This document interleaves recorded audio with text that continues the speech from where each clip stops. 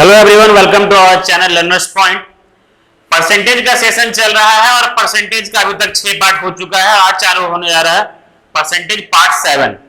और आप लोग से उम्मीद है कि सभी लोग चैनल को सब्सक्राइब भी कर चुके होंगे और लाइक भी कर चुके होंगे, क्योंकि आने वाला सेशन आपके लिए बड़ा ही अच्छा होने वाला है, जो कि सभी लोग को पसंद आएगा, जो आने वाला सभी एग्जाम को कवर करेगा। SSC, railway, banking, defence, SSC के तहत सीजीएल, सीएचएसएल, एमटीएस, फेजेस, जो भी एग्जाम होता है, बैंकिंग का पीओ मैनेजर, जितना भी एग्जाम होता है आपका, रेलवे का स्टेशन मास्टर, गुड्स गार्ड, आने वाला वैकेंसी बहुत सारा आने वाला आपका, एएलपी, वो सारा एग्जाम को कवर करेगा ये परसेंटेज चैप्टर और मेरे द्वारा जो भी पढ़ाया गया मैथ। ठीक है, आज स्टार्ट होने जा रहा है आप लोग का पार्ट 7। और आप लोग का इससे पहले अभी तक क्या क्या हो चुका है, परसेंटेज का पार्ट 6 हो चुका है।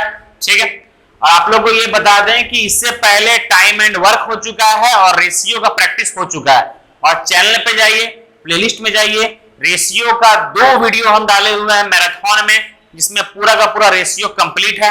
टाइम एंड वर्क में जाइए, टाइम एंड वर्क का मैराथन में, जिसमें पूरा का पूरा टाइम एंड वर्क कंप्लीट है आपका, और उसका प्रैक्टिस भी हम इस टाइम में करवा रहे हैं, जो कि हर दिन कितना बजे होता है आपका, रात का 9 बजे। ठीक है, आप लोग का मैराथन भी करवा रहे हैं प्लस प्रैक्टिस भी करवा रहे हैं, तो आप लोग के लिए बहुत ही बेनिफिट होगा आने वाला एग्जाम के लिए। ठीक है, चलिए तो स्टार्ट करते हैं आज का क्लास। उससे पहले ये देख लीजिए, अच्छा आप लोग के लिए हम चालू किए थे ये ज्योमेट्री का बेसिक क्लास चालू किए थे शाम का 5 बजे, जो कि अभी तबीयत खराब होने के कारण 3-4 दिन से नहीं हो पा रहा है, लेकिन 2 क्लास हो चुका है, तो जाकर के देख लीजिए। कल से आप लोग का ये रेगुलर क्लास चलेगा। ठीक है, कल से ये आप लोग का क्लास चलेगा regular, 3rd class per day कम से कम चलेगा, ताकि ज्योमेट्री आप लोग का सही टाइम पे खत्म हो जाए। एडवांस मैथ के लिए ज्योमेट्री बहुत ही इंपॉर्टेंट है। ठीक है, ज्योमेट्री, अलजेब्रा का मैराथन हम 1 से लेकर के 70 तक डाल चुके हैं, जाकर के देख लीजिएगा प्लेलिस्ट में।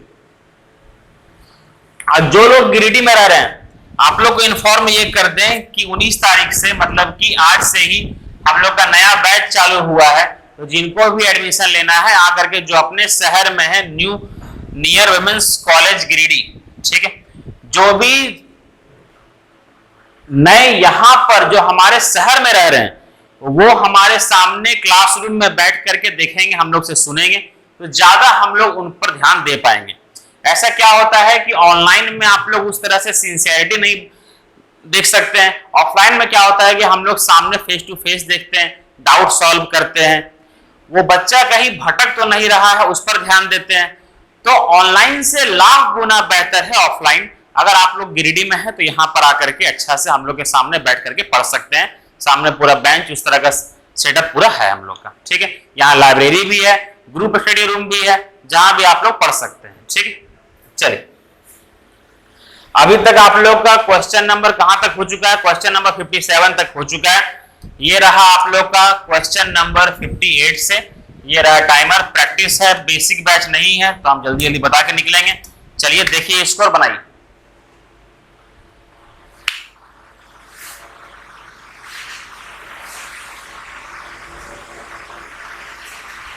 आज का मौसम ठीक किया गया।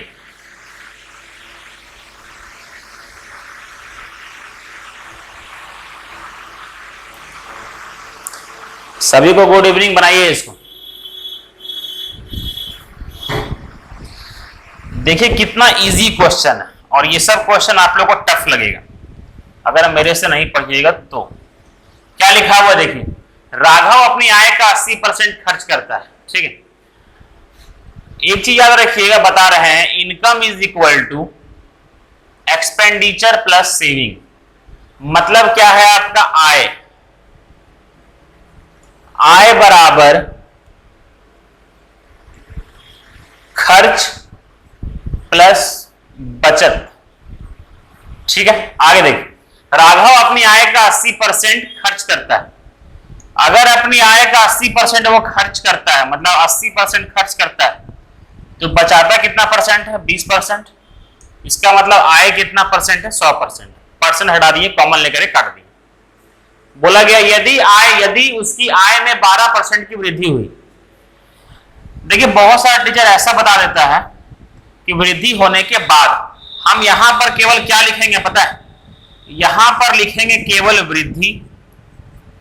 मेरा बात ध्यान से सुनिएगा जो हम लिखने जा रहे हैं, ठीक है, एग्जाम में शॉर्ट में बनाना है। यहां लिखेंगे वृद्धि या फिर कमी, उसके अलावा कुछ नहीं लिखेंगे, ठीक है।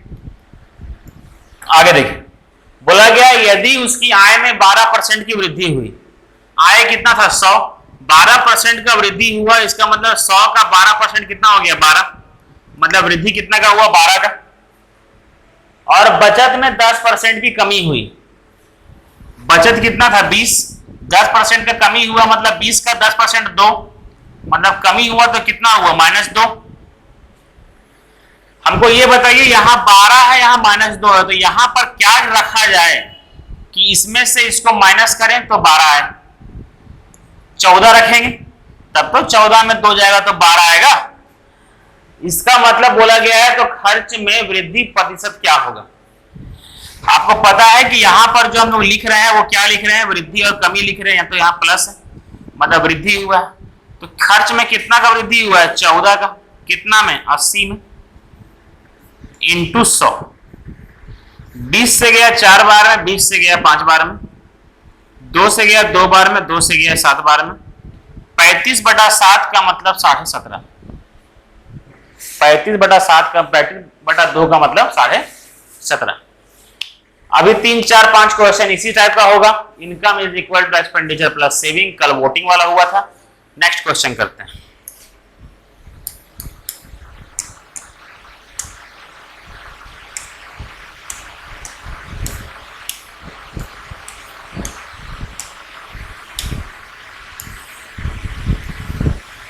अच्छा हो गया ना ये,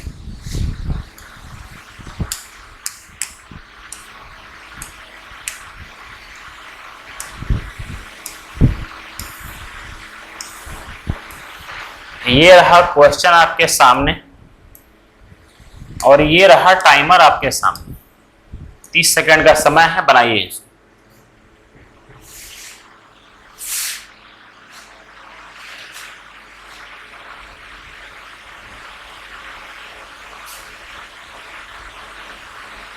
इस तरह का मौसम होता है, पढ़ाने मजा आता है।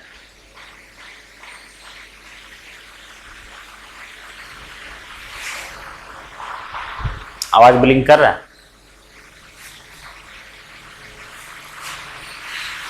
राहुल बाबू, राहुल के अकेले, अभिनव लोग कहाँ, अंकल आंटी नहीं है।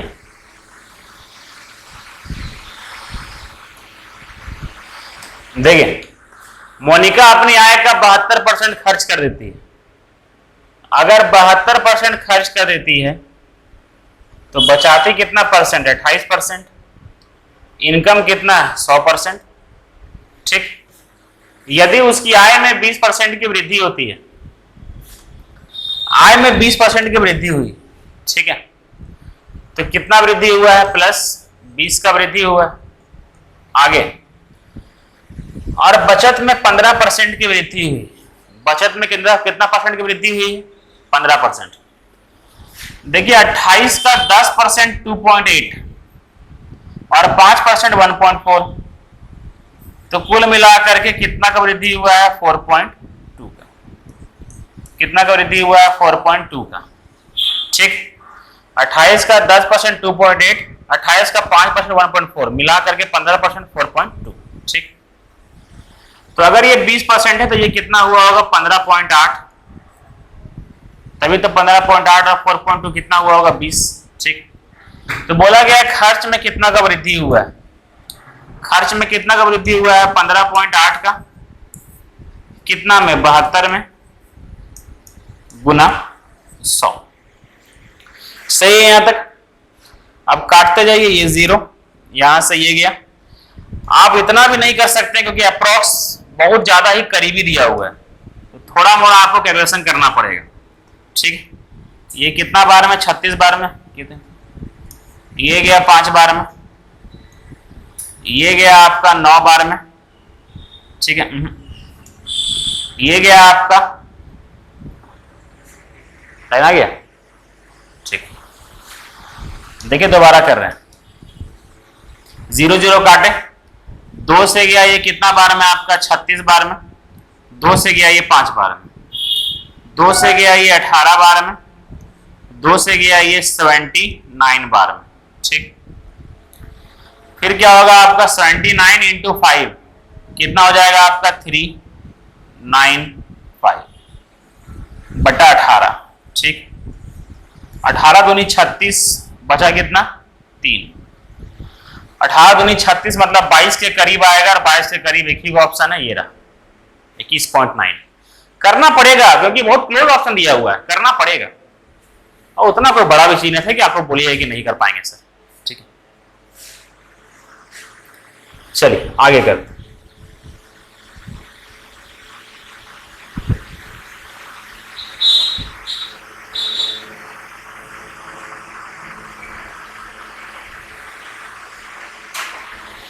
थोड़ा हार्ड लगेगा लेकिन बनाने ट्राई कीजिएगा, बन जाएगा आप लोग से। ठीक है, देखिए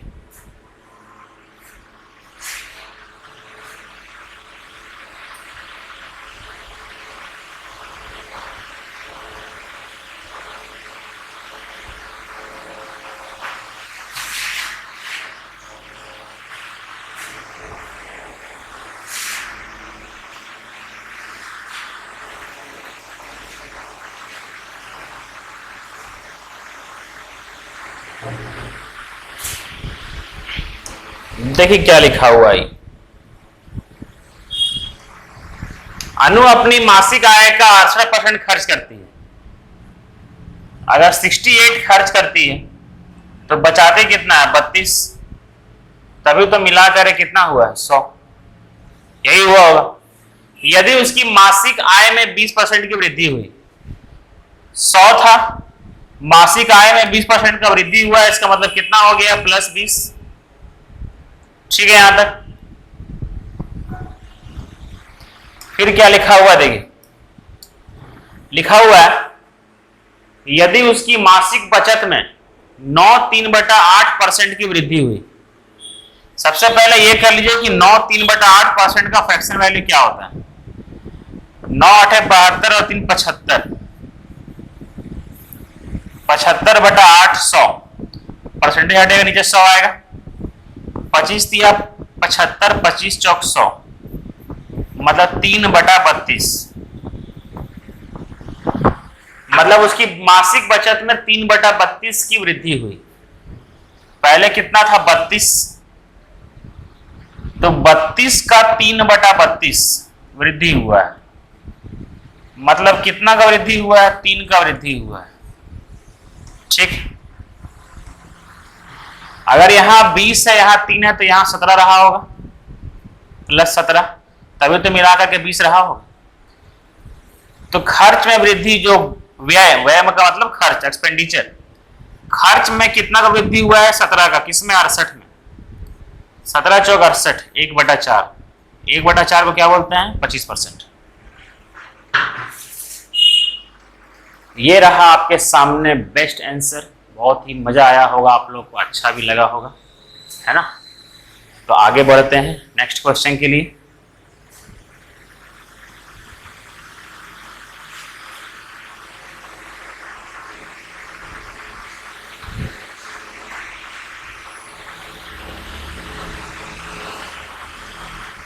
चलिए बनाइए इसको।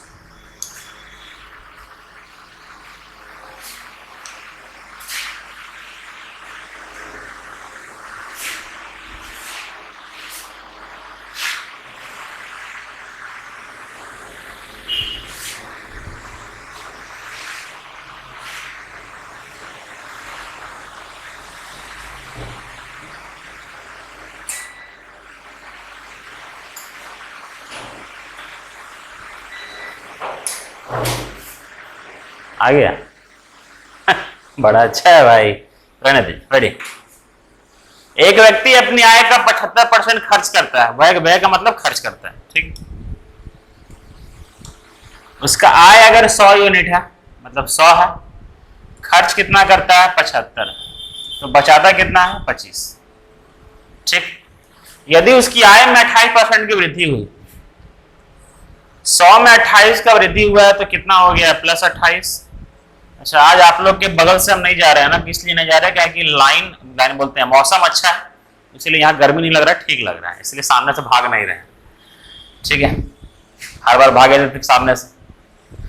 क्या हुआ, यदि उसकी आय में 28% की वृद्धि हुई और व्यय में 20% की वृद्धि हुई, व्यय कितना था 75, 75 का 10% 7.5, तो 20% कितना 15 की वृद्धि हुई। ठीक, तो उसकी बचत में कितना परसेंट की वृद्धि या कमी हुई। अगर यहाँ 15 है, यहाँ 28 है, तो इसका मतलब यहाँ 13 रहा होगा, तभी तो 15 और 13 28 हुआ होगा, मतलब वृद्धि हुआ है। 13 का वृद्धि हुआ है किसमें, 25 में, इंटू 100, 25 चौक 100, 13 चौक 52, 52% इंक्रीज हुआ है, ना कि डिक्रीज। ठीक, समझ में आ गया होगा। आवाज सही जा रहा है, देख लीजिए तो।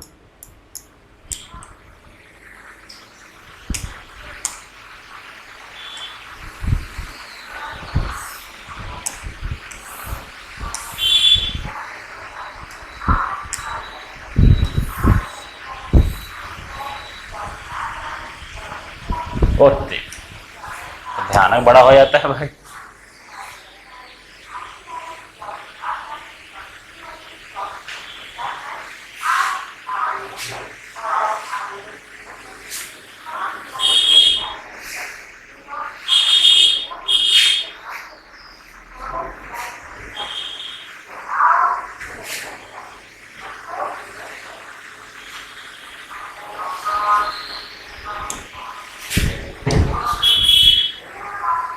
आइए देखिए इसको क्या लिखा हुआ।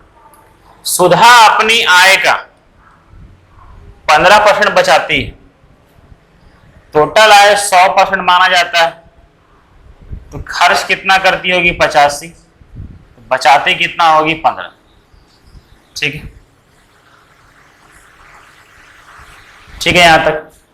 यदि उसके व्यय में 20% बढ़ता है, व्यय में कितना बढ़ता है 20%, तो इसका 20% बढ़ेगा तो 10% 8.5, 20% इसका दोगुना कितना होता है 17 बढ़ा है। ठीक, और बचत में 60% की वृद्धि हुई, इसका 60% कितना हो जाएगा आपका 6, 10% 1.5, 60%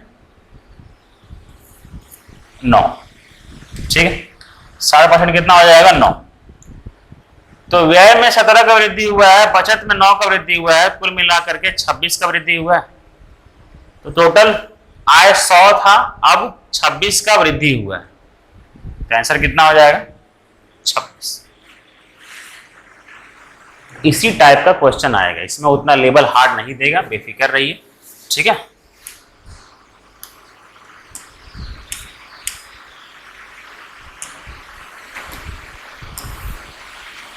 नेक्स्ट ये रहा क्वेश्चन आपके सामने, लीजिए लेवल बढ़ गया। झूठ मुख काम टाइमिंग लेते हैं कभी कभी, कभी माथा खराब है।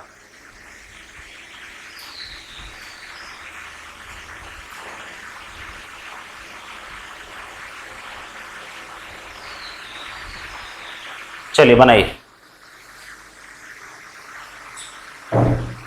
राजू की आय उसके खर्च से 44.44% अधिक है। यदि उसकी आय में 60% की वृद्धि होती है और व्यय में 70% की वृद्धि होती है, ठीक, तो उसकी बचत 1200 रुपए बढ़ जाती है। उसके प्रारंभिक व्यय और प्रारंभिक बचत में अंतर ज्ञात कीजिए। आइए सॉल्व करते हैं। देखिए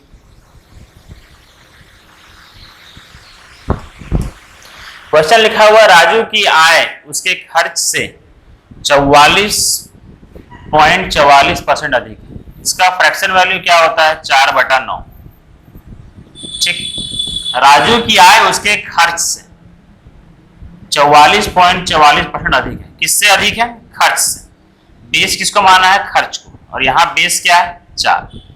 9। यहां बेस क्या है? 9। राजू की आय उसके खर्च से 44.44% अधिक है। किससे अधिक है? खर्च से। और यहां बेस क्या है? 9। ठीक है, और यहां बेस किसको माना गया है? खर्च को। ध्यान रखिएगा ये लाइन, वरना पूरा एग्जाम में कंफ्यूज हो जाइएगा क्या लिखने जा रहे हैं हम सब। इसे 3-4 बार रिपीट कर रहे हैं तोड़ के। राजू की आय उसके खर्च से 44.44% अधिक है। इसका मतलब राजू की आय उसके खर्च से, बेस कौन है आपका? खर्च, और यहाँ बेस क्या है? 9। इसका मतलब ये खर्च क्या है आपका, जो लिखते हैं एक्सपेंडिचर, वो क्या है आपका? 9। आय जो है सो 9 में 4 अधिक है। इसका मतलब इनकम कितना रहा होगा? 13 रहा होगा। ठीक, अगर इनकम 13 है, खर्च 9 है, तो बचत कितना रहा होगा? 4। अब ये समझते रहिए आप लोग, हम बता दिए अच्छा से। बोला गया है यदि उसकी आय में 60% की वृद्धि होती है, ठीक है, आय में 60% की वृद्धि होती है, ठीक, क्यों ना इसको 0 मान लें, यहाँ 0 0 रख दें, कोई दिक्कत होगा क्या? नहीं ना, सारा रेशियो में खेला कर रहे हैं हम लोग, तो जब यहाँ 0 बैठाना है तो यहाँ पर भी 0 बैठा सकते हैं, ताकि आंसर पॉइंट में ना करें हम लोग। ठीक है, आय में 70% की वृद्धि हुई है, 60% की वृद्धि हुई है, 10% 13, तो 7% कितना? 78, मतलब 78 की वृद्धि हुई है। ठीक, आगे। और व्यय में 70% की वृद्धि हुई है, खर्च कितना? 90, 10% 9, 70% 63, मतलब 63 की वृद्धि हुई है। तो जो बचत है उसमें कितना का वृद्धि हुआ होगा? 15 का, तभी तो 63 और 15 कितना होगा? 78। सब रेशियो में हो रहा है। इसका मतलब 15 यूनिट ही किसके बराबर है आपका? 12,000 के बराबर। एक यूनिट कितना होगा? 12, 15 8 120। एक यूनिट कितना होगा आपका? 800। क्या पूछा गया है? प्रारंभिक व्यय और प्रारंभिक बचत में अंतर क्या है? प्रारंभिक व्यय कितना था? 90। प्रारंभिक बचत कितना था? 40। डिफरेंस कितना का है? 50 का। सब यूनिट में है। इसका मतलब एक यूनिट अगर 800 आ गया है, हमको निकालना कितना यूनिट है? 50 यूनिट। यही तो अंतर है। तो कितना हो जाएगा आपका? 50 इंटू 800, 8 5 40, ठीक, और 3 गो 0। आंसर क्या हो जाएगा? 40,000। आंसर क्या हो जाएगा आपका? 40,000। ठीक, समझ में आ गया होगा।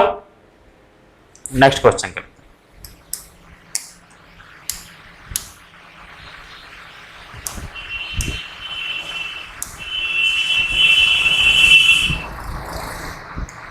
चौसठ नंबर क्वेश्चन हल्का मिस्टेक हटा दिए उसको, इसीलिए उसको खोजने मत लग जाइएगा।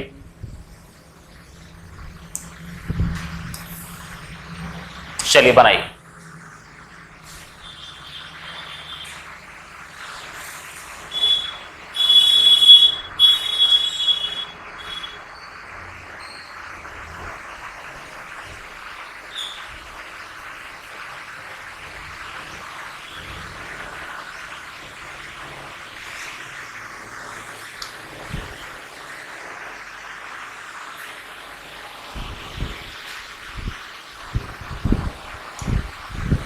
Time up. देखिए क्या लिखा हुआ।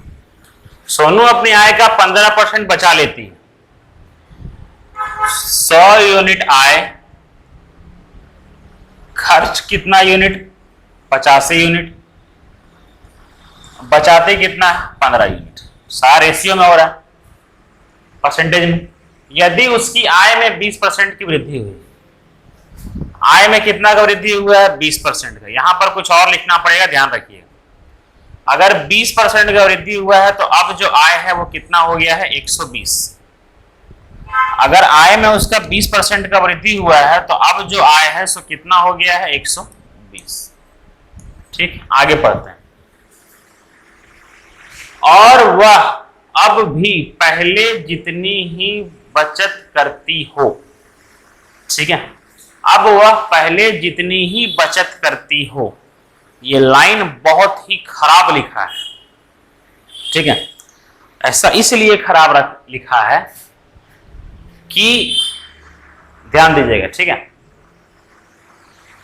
पहले जितनी ही बचत करती हो, तो इसका मतलब ये मार देते हैं, ठीक है, कि पहले 15 का बचत करती थी, अभी भी कितना का बचत करती है? 15 का बचत करती है, ठीक है। पहले 15 का बचत करती थी, अभी भी कितना का बचत करती है? 15 का बचत करती है। अगर ये 120 है, ये 15 है, तो ये 105 रहा होगा। ठीक, ये 105 रहा होगा।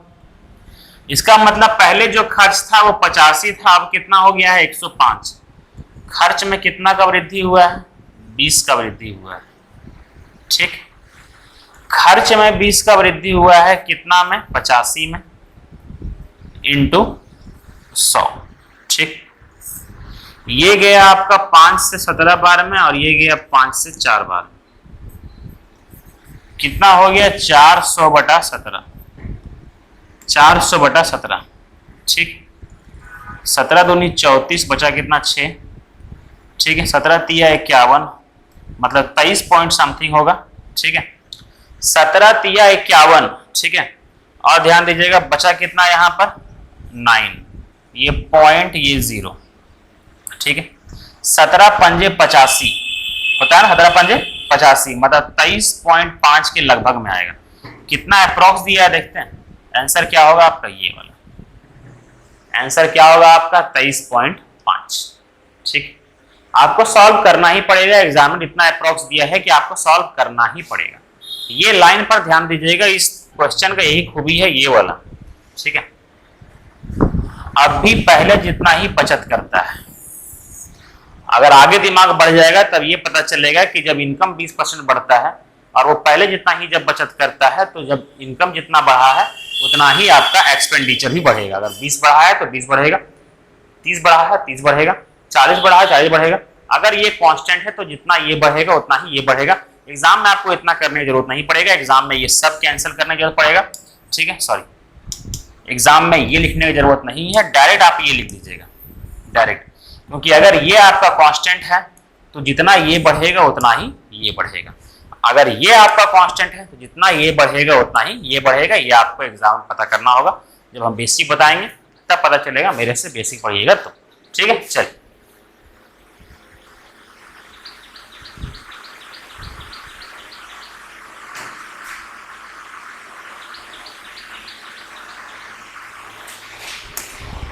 लीजिए और क्वेश्चन कीजिए ये वाला।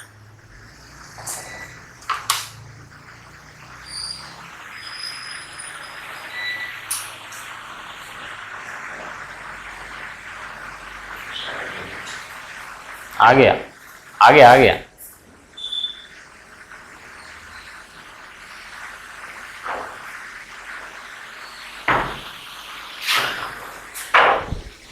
आगे लाइन में देखिए क्या लिखा हुआ। लिखा हुआ है गीता अपनी आय का 18.18% बचाती है। ये बहुत ही इंपॉर्टेंट क्वेश्चन, ध्यान दीजिएगा, और ये इस पैटर्न का आखिरी क्वेश्चन है। ठीक है, गीता अपनी आय का 18.18% बचाती है। इसका मतलब कितना बचाती है? 2/11 बचाती है। ठीक, मतलब टोटल अगर 11 है इसका इनकम, उसमें से कितना बचाती है? 2 बचाती है। तो इसका मतलब खर्च कितना करती है? 9 खर्च करती है। ठीक, ये पता चला। गीता अपनी आय का, बेस कौन है? आय। तो यहां बेस क्या है? 11। तो आय को क्या लिख दिए? 11। 11 में 2 बचाती है। ठीक है, तो 11 में अगर 2 बचाती है तो खर्च कितना करती है? 9। ठीक, आगे यदि उसका व्यय इतना परसेंट बढ़ता है। ठीक है, अब देखिए यहां पर एक नया खेला चालू होगा। इसका फ्रैक्शन वैल्यू होता है 1/7। ठीक, और आय 20% बढ़ता है, इसका फ्रैक्शन वैल्यू होगा 1/5। ठीक है, यहां पर अब देखिए वेरी इंपॉर्टेंट क्वेश्चन। यदि उसका व्यय 1/7 बढ़ता है, देखिए ये है आपका व्यय, ये है आपका सेविंग, और ये है आपका आय। अगर आपका व्यय 1/7 बढ़ता है, अगर इसका 1/7 करने के लिए गए तो आंसर पॉइंट में आएगा। आंसर नहीं, मतलब जो हम लोग सॉल्यूशन आगे करेंगे वो किस में आएगा? पॉइंट में आएगा। इसीलिए जब ये सब रेशियो में है तो हम लोग क्या दिमाग लगाते हैं? सभी को 7 से मल्टीप्लाई कर देते हैं। सभी को 7 से मल्टीप्लाई इसलिए कर दिए ताकि जब ये एक्सपेंडिचर का व्यय का 1/7 करें तो क्या हो, पॉइंट में ना आए, इसका 1/7 करेंगे तो क्या आएगा, 9 आएगा। ठीक, इसीलिए की आगे। और आय में 20% की वृद्धि होती है। अब इसमें अगर 20% का वृद्धि करेंगे मतलब 1/5 का वृद्धि करेंगे तो ये भी पॉइंट में आ जाएगा। इसीलिए क्यों ना एक काम किया जाए, और वो एक काम क्या किया जाए कि इसको सभी में 5 से मल्टीप्लाई कर दिया जाए, सभी में 5 से मल्टीप्लाई कर दिया जाए। जब सभी में कर रहे हैं तो कोई दिक्कत नहीं। आगे अब देखिए सॉल्व करते हैं। यदि उसका व्यय में 1/7 की वृद्धि हुई, टोटल कितना है आपका, ध्यान दीजिएगा, ये कितना है आपका, ये है आपका 9 × 7 × 5। इसमें अगर 1/7 की वृद्धि हुई तो इंटू 1/7, तो 7 से 7 गया, 9 पंजे 45, कितना का वृद्धि हुआ है, 45। क्या पॉइंट में आया, क्या नहीं आया, बड़ा अच्छा हो गया है ना। आगे देख, बोला गया है आय में 20% की वृद्धि हुई। आय कितना है आपका, आय है आपका 7 × 11 × 5, उसमें 20% की वृद्धि हुई, मतलब 20% का मतलब 1/5, मतलब कितना हो, कितना का वृद्धि हुआ है, 77 का वृद्धि हुआ है। वेरी गुड, ये तरीका सही था। ठीक, मतलब अगर ये 77 है, ये 45 है, तो इसमें कितना का वृद्धि हुआ होगा, इसमें वृद्धि हुआ होगा आपका 32 का। तभी तो 32 + 45 क्या लिखते हैं, 77 लिखते हैं। यहां तक समझ में आ गया सबको, हम अच्छा से क्लियर होकर बताए हैं। आखिरी क्वेश्चन है आज का, देखिएगा अच्छे से। फिर क्या करना है, फिर बोला क्या गया, उसकी बचत में 9600 की वृद्धि हुई। बचत में यूनिट में कितना वृद्धि हुआ है, सारा हम लोग रेशियो में कर रहे हैं। इसका मतलब बचत में 32 यूनिट की वृद्धि हुआ है, जो किसके बराबर है, 9600 के बराबर है। 32 × 96, एक यूनिट कितना आ गया आपका, 300। एक यूनिट कितना आ गया आपका, 300। ठीक, अगर एक यूनिट आपका 300 आ गया, ठीक है, पूछा क्या गया है, उसकी प्रारंभिक आय कितनी। प्रारंभिक आय क्या है आपका, यहां ध्यान दीजिएगा। ठीक है,